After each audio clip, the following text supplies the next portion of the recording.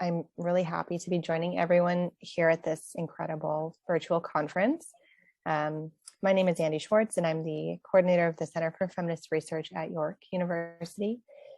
I completed my PhD in gender, feminist, and women's studies at York in April 2020 on Zoom, which was an online ethnography of femme internet culture, taking Instagram as the primary site of inquiry. I will be using this presentation to share some of my reflections about doing research on, with, and about femmes in a digital online context. So in 2013, I entered grad school with a proposal to study femmes on Tumblr, a proposal which was almost 2 years old by the time the cycle of submission, acceptance, and enrollment was completed. And if you know much about Tumblr, you know that the years immediately following 2013 that I'm referring to are critical ones, the years of the great demise.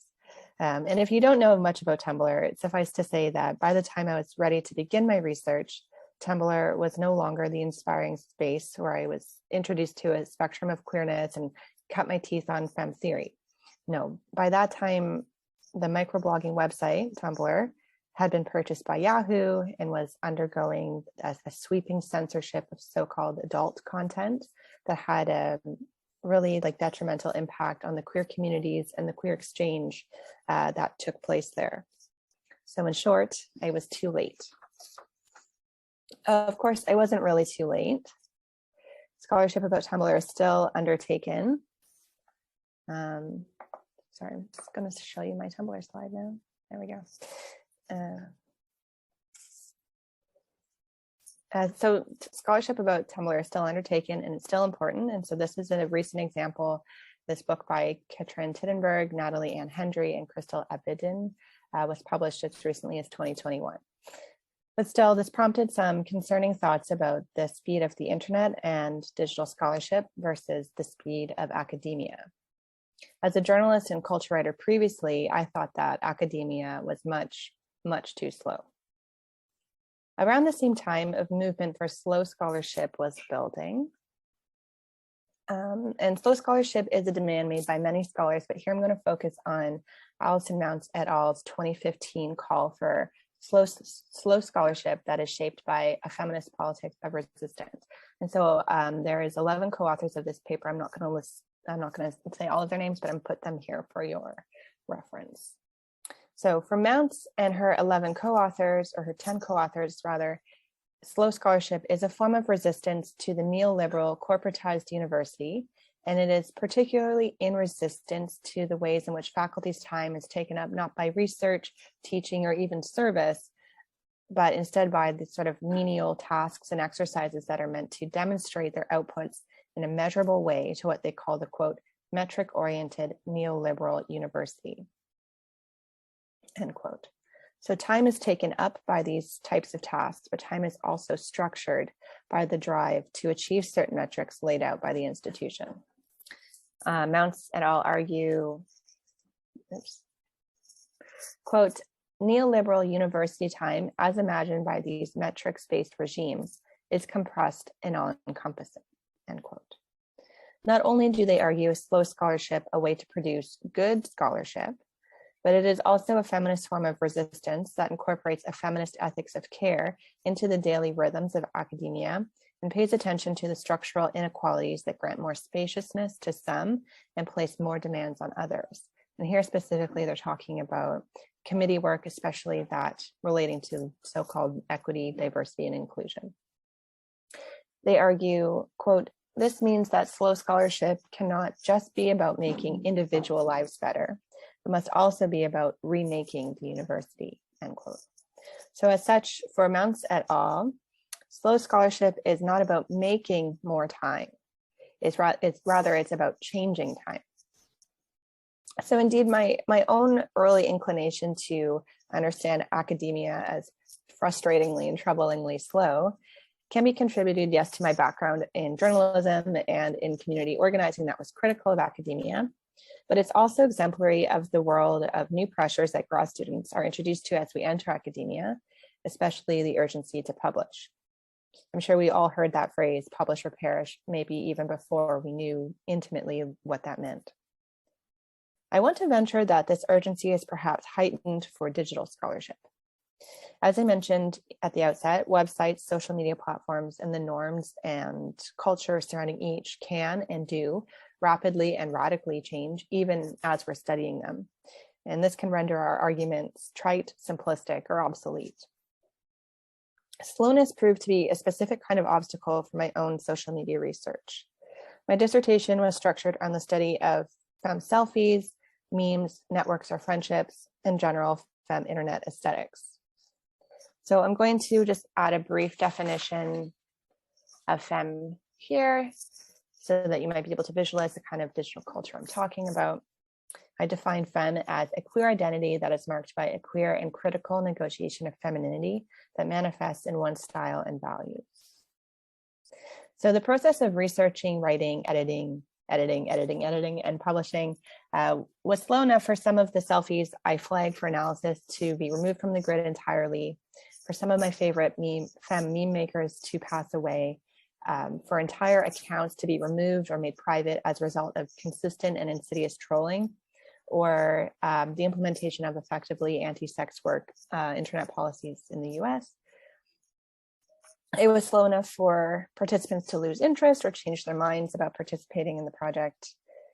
And it was slow enough for the aesthetics, affordances, vernaculars, and cultures of Instagram to change entirely, like absolutely entirely. So I did not set out to do an archival project, but it is necessarily what I produced. And an archive is a very interesting way to interfere with time, but I'm not going to spend a lot of time talking about the archive right now. So a feminist ethic of care was also not part of my methodology when I conceptualized the project, but it is ultimately what structured the pace of the project, as well as various other decisions about what to include and how to write, especially as I've adapted the dissertation into a manuscript over around the past year and a half or so. So no, it was not an intentional part of my methodology. It is something that I learned from my participants. Following Ulrika Dahl's method for feminist ethnography, which details how to do research in and with one's own queer femme community, I did set out to understand my research participants as co-theorists, as co-producers of knowledge. Dahl and her research problematized the notion of being home in the institution and away in the field, which is an established tradition in queer studies and also in studies of digital culture. It is common for these types of researchers to already be part of the subculture that they study. This is a resistance to what Dahl calls big science or straight science, or the norms of production the norms of knowledge production in Western universities. Dahl's emphasis on collaboration also resists these norms, but she cites it as a tradition in the lineage of femme science conceptualized early by Lisa Dugan and Kathleen McHugh in 1996. Studying one's own community renders the distinction between researcher and informants quite arbitrary and necessitates a reconceptualization of these terms. So hence, understanding ourselves as co-theorists. And because my core argument with my dissertation was that theory is produced not only in the academy, but in these low cultural spaces like Instagram, this was a really important part of my methodology.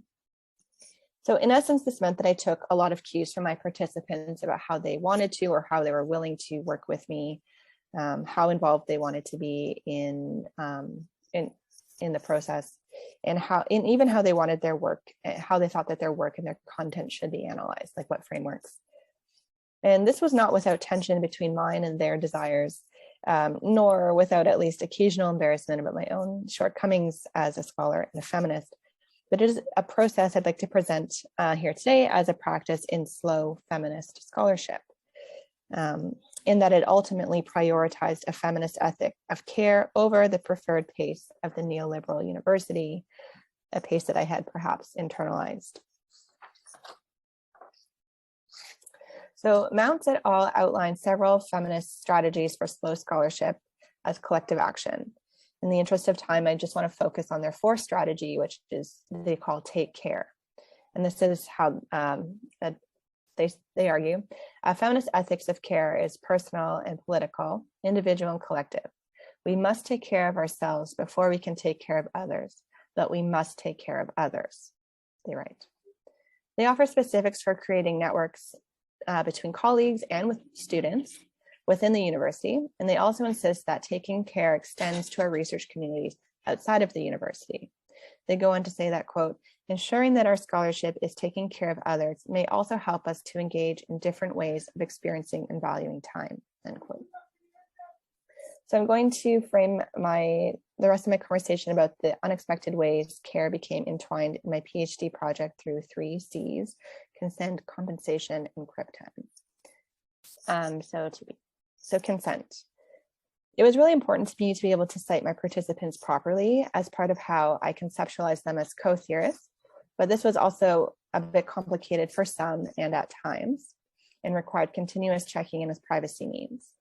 I began my research by only including in the study public Instagram accounts, but as I mentioned, various factors made keeping a public account impossible or too risky for some of my participants over time or as times changed. So consent as a feminist principle, we know, is a process. It should be ongoing, it should be informed. So some people were, completely okay with being cited in the work in whatever form it took. Well, some people were okay being cited, in the versions that only my committee would see, but not in the versions that would be ultimately published online. So even though my methodological preference would have been to publicly name my participants as a form of citational practice, their shifting needs put 2 sets of ethics in tension: the ethics of citational practice and an ethics of care, but an ethics of care took precedence. Okay, and then compensation. Compensation for time and labor was also a need presented to me by my participants, one that I had not anticipated in the conceptualization of the project.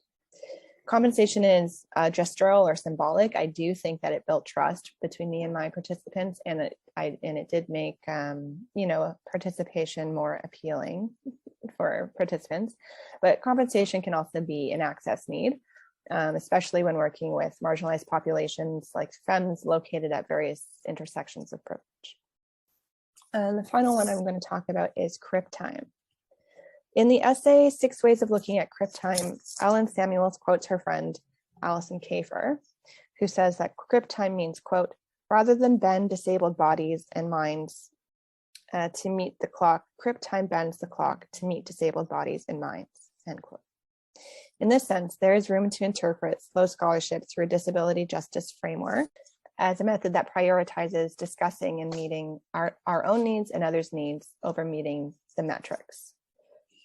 So during the most recent editing process, one of my neurodivergent participants told me they may need several weeks to review my analysis of their digital content because of how they process academic writing. On my participants' initial read through, I received very positive feedback on the analysis, but a few weeks later, I received a follow-up email that was challenging the framework I had used to analyze the digital content and actually challenging me to think about it differently. So we met to discuss their concerns. I did more reading and much rewriting, and we ultimately worked together to make the analysis reflect both their intention with their work and my interpretation of it, and its significance in femme internet culture. So asking for and taking the time that they needed to fully process the analysis resulted in providing feedback that prompted me to think more deeply and more expansively to fill in gaps in my analysis, and indeed to produce better feminist scholarship, as Mounts et al. Promise slow scholarship will do. Further to this, taking scholarship at a slower pace made it possible for my participant to honor their own needs and abilities in collaborating with me. Crip time is not something I live with, but it is something that many femmes do. Femme writers and scholars like Leah Lakshmi Piepzna-Samarasinha, Shada Kafai, and others have explored the intersection of femme and disability quite extensively. And these have also been central themes at the Critical Femininities Conference that I've organized in the past 2 years. So this all suggests to me that slow scholarship should be essential in producing femme theory and in doing femme theory. In other words, I'm suggesting that slow scholarship is femme praxis.